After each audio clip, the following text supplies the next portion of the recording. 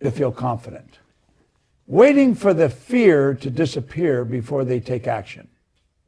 But that moment never comes unless you create it. And you create it by first having the courage to see yourself as more than you've ever been. You've got to become emotionally involved with that version of you who already made it. You've got to let that vision override every excuse, every limitation, every piece of old programming telling you to stay small.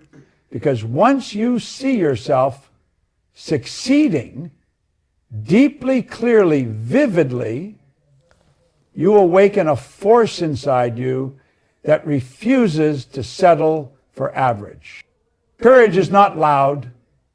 It doesn't scream. Sometimes it's a whisper that says, keep going. Sometimes it's a quiet moment of clarity where you tell yourself, this is who I am now. But that whisper, if you trust it, will grow louder.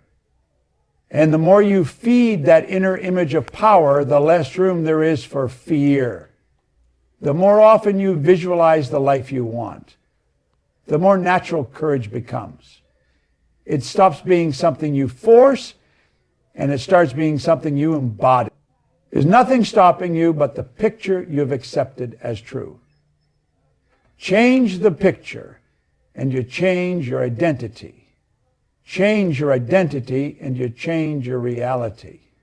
And that change, it starts the moment you choose to see yourself as courageous, before there's any proof at all. Your mind is the real battlefield. That's where every victory is won or lost. Before you take a single step, before you make a single move, before anything ever shows up in your physical world. If you're losing the fight in your mind, you'll lose it in your reality. But if you dominate the inner game, if you take control of the picture running inside your head, there's nothing on this planet that can stop you. Most people are fighting the wrong war. They're battling circumstances. They're blaming the economy. They're pointing fingers at people, time, money, background. But they've never stopped to realize that the true enemy, the only real barrier, is the image they keep projecting from within. You don't rise above problems by wrestling with the outside world. You rise above when you renew the picture on the inside. Your subconscious doesn't argue with you. It doesn't ask if your vision is realistic. It accepts whatever you feed it over and over again. That means if you keep imagining struggle, lack, and limitation, your mind will find a way to recreate that, no matter how much effort you put in.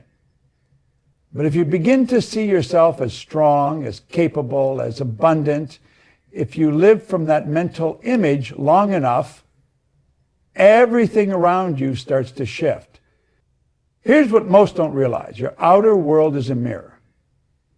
It reflects the dominant picture inside your head. You can't expect prosperity while obsessing over problems. You can't expect confidence while visualizing failure. You can't expect growth while constantly replaying past defeats. Your results are not lying to you. They're just echoing the internal picture you've accepted as truth. The mind doesn't know the difference between what's real and what's vividly imagined.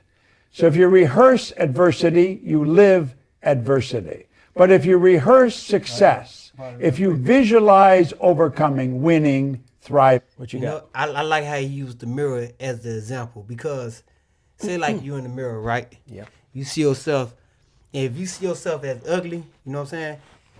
You gonna believe that. But if you confident in yourself and you look at the mirror, you gonna be like, damn, you know, like it's inside, so nobody can't tell you nothing, because you gonna be, now you like, you know what I'm saying? So you right, it's like you feel yourself. You get what I'm saying? Like if you look at yourself as ugly, you gonna go in the mirror and it gonna reflect. Right. Damn, I'm ugly. You get what I'm saying? Yeah. Now you gonna be like, damn, I'm a handsome young man, boo boo, and you gonna see a nice handsome young man. You get what I'm saying? Like 100%.